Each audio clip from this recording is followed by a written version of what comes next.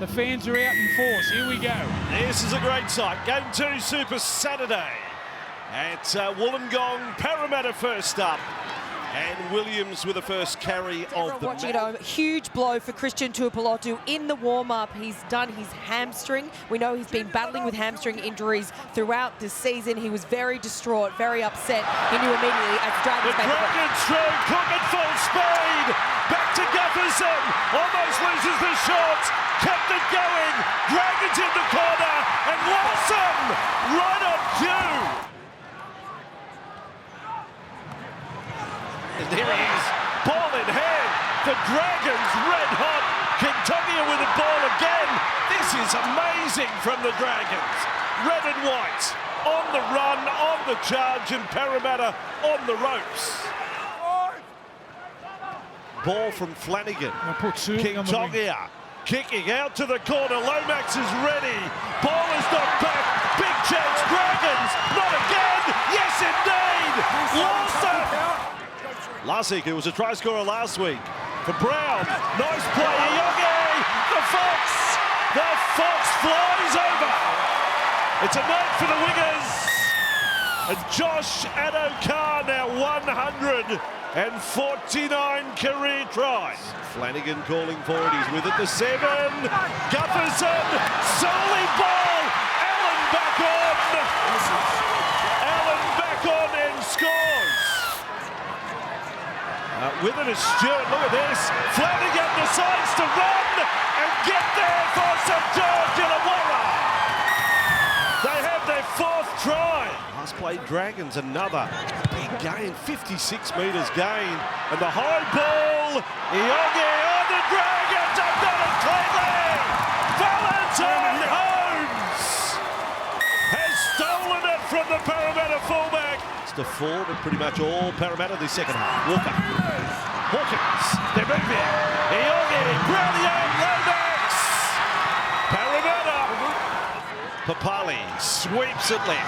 Brown has been great in the second half. Corey Allen with a shot.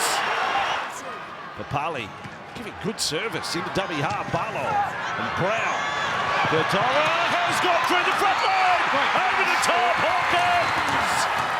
Scores 2 weeks in a row. Parramatta are back. Oh, that's unbelievable football. Last tackle, Parramatta incoming. Here comes Lomax. Now Lawson lost it. Tuilagi scores under the black dot. Even when Lomax doesn't get it cleanly, there is a threat. Hasn't had any football tonight. He's still waiting on the bench with 17 and a half to go. As Iogi, they're off again. Parramatta, the Fox, Adokar's away. It might be 26 on at the moment. They've caught it forward. Hang on. No, the flag is up. A foot over the sideline. The flag's up. As if you know where this set's headed. Hawkins with it for a kick for the corner. Lomax and Lawson. It's gone forward. Play on. Parramatta. 6 again. Hawkins loses the ball. And they were right in front of the sticks. Parramatta with it. Tuilagi through the front line. Offload to Iogi. Kept it going. Sent right into Lomax. Lomax away from Gufferson. Parramatta 25 to the Dragons line. Risky ball. And now Holmes is away. Won't catch him. Valentine Holmes off a loose ball from Parramatta. Holmes will score. No one saw that coming. In the second half, they've been under assault. Until the Holmes try, the bell in here, oh yeah. Time out. Well, this will be it. Just check. Flanagan with a shot, he's 2 from 2. Dragons lead by 14.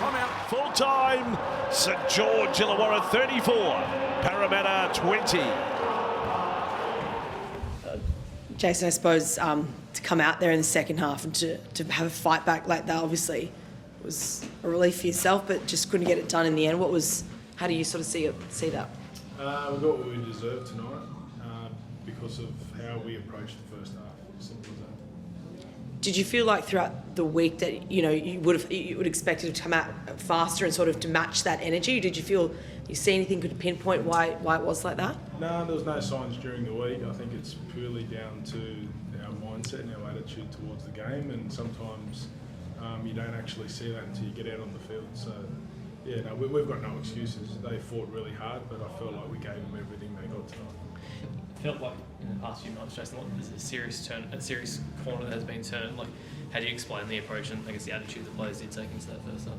Yeah, I think we're all responsible. Like, it's not just the players, it's the players, the coaching staff. We'll go back and see how we approach the week and review ourselves and that sort of thing. But yeah, the game gave us really good feedback in the first half, but then it also gave really good feedback to the players of the fight in them in the second half. So yeah, we've got the footy there to really challenge and beat teams, but we just need to be more consistent, especially in that first half. Did it feel like the word inevitable is not the right one, but you know, when you score 3 tries in the space of 15 minutes or so early in the second half, they're down to no one on the bench essentially. Like, did you sort of feel like you had all the running and it was almost 80% chance, let's say, that you were going to get it? The reality was we're a blade of grass away from blowing away at the end. So, but that's footy. Like, and again, had we approached the first half better, then we, you know, wouldn't have had to rely on that. So, or had Josh scored it, we're probably talking about how good the fight back is. So, yeah. But at the end of the day, you need to start well in the NRL. It doesn't matter who you play, and yeah, we didn't do that tonight, and we got what we deserved. What'd you make of that call with Josh Adokar? Oh, mate, like there's tenths of millimetres in it, like, so it's like they've got a hard enough job as it is. They don't need me adding to it. Judy, how did you see the game, and I suppose that disappointing start? You just gave them too big a lead. Yeah, you give anything 20 odd points to a head start in the first half. It's going to be hard to claw your way back, but is it a step backwards for us? Probably not. It's probably a step in the right direction because we know that we've got the fight in us. It's about the mentality, like Jay said, and how we approach the game. We've got to find out why we turned up the way we did and the way we started this first half. So easily address it and come back and find the DNA in our team. There's probably been times this year where you've had different half-time team talks. What's that the most frustrating you've been with your team this year? Yeah, it was a good little tune-up. It was, and to the boys' credit, they came up with solutions themselves, and then they went out there and executed. And that's what we're working towards. And we're, so like Junior said, we didn't get the result tonight, but we got a lot of really, really, really good lessons. So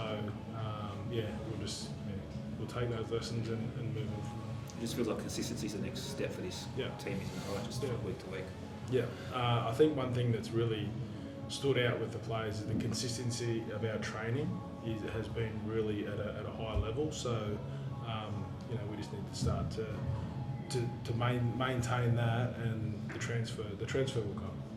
Any injuries that have anything to note? I don't know. Kitty's got a bit of a sore ankle, but about it. I'm sure there's a lot of bumps and bruises and that sort of thing, and where the bye will be handy for us. Thanks. You guys right? All flat our cameras were on you that you couldn't quite crack a smile. Was it just more relief? Oh yeah, it's been a big 2 weeks since our last game, so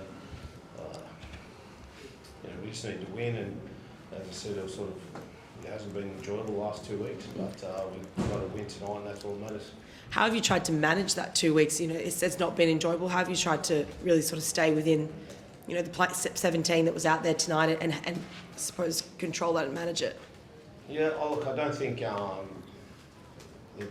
we're talking about was that affected the team. It was probably just me and Kyle, more so. So, and that was my job, just to, obviously not let that impact the team, and they wouldn't know too much about it. But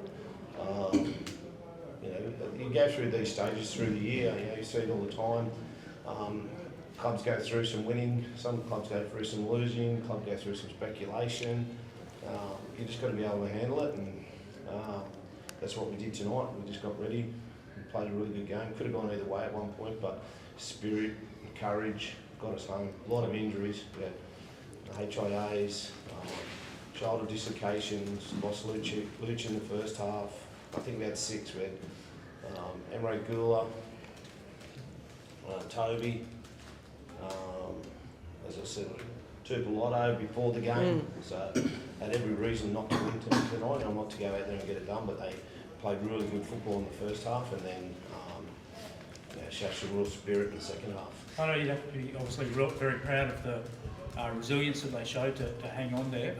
Can you just run us through what happened in the warm-up, and that sort of set the tone for the night, but then Nathan Lawson comes out and scores a try after, about 5 minutes after finding out he was playing?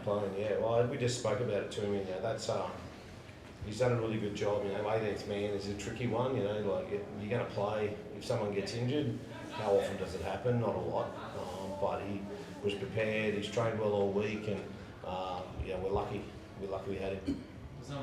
What happened? Christian hurt his leg. I haven't heard exactly what he's absolutely shattered. Just coming back from a hamstring on the other side. So I haven't actually got the details of what he's done, but he wasn't a happy chappy in the dressing room before the game. I know that much. Carl said that you watched the Thursday night's game, Bulldogs Penrith, and he felt like giving a lot of that early ball. That's what he felt he brought into the game, and that's where that fast start came from. Yeah, we did. We watched it together on Thursday night, and then I came and showed the boys on Friday some of the stuff that I felt they did really good, both sides, the Panthers and Dogs, about shifting the football pretty easy and to get out of their end, and we did that tonight pretty well. I know was Billy Fafita also injured at the end of his knee, so you're effectively down to none on the bench? Yeah, we were in the last bit. Yeah, we're down to none.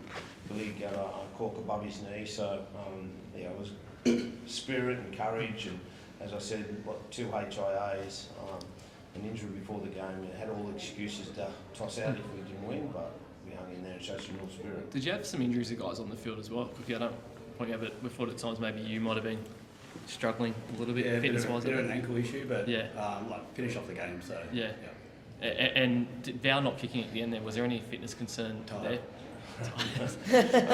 He's got a cork just above his knee, so he'll be fine. Yeah. I think it's just a cork. And he just didn't, and he was tired from running the length of the field to score the try, and that's why he didn't kick at the end. Cooking, a lot of guys, obviously with no one on the bench, looked like you were running on empty there, and they were obviously coming at you. Can you just tell us how you, I suppose, managed to hang on? What was set out there if you had any breath? Really just stay in it and compete on every play that we can. And like you said, we went down with no bench by the end of the game, but I think it's probably what the coaches will be most proud of, that had a real classy first half, a good lead, but then a bit of resilience and people in different positions just getting the job done. So after a big 2 weeks with the bye and not much footy, I thought we'd come together really well and got the job done. What about the crowd, mate? Did that help you? Yeah, always do. One of the best feelings, running out to a packed WIN stadium or even at Cogra as well. But a big thank you to the fans turning up and getting us over the line tonight. I think on Fox in the build-up, you said that the stuff around Kyle had been just ridiculous in the last few weeks, and it looked like he had a lot of emotion when he scored that try, like he banged the logo on the chest. Just talk about what it has been like for him. It's been unfair. Yeah. It's been dead unfair. I spoke about it on that Fox thing. We against the Dolphins, they ran 2,000 metres compared to our 1,000, and they steamrolled us through the middle part of the field. Am I right? I was going to jump in because everyone can think this is going to be a biased opinion, coach being his dad as well, but fans can all have their opinion, and there's nothing wrong with that.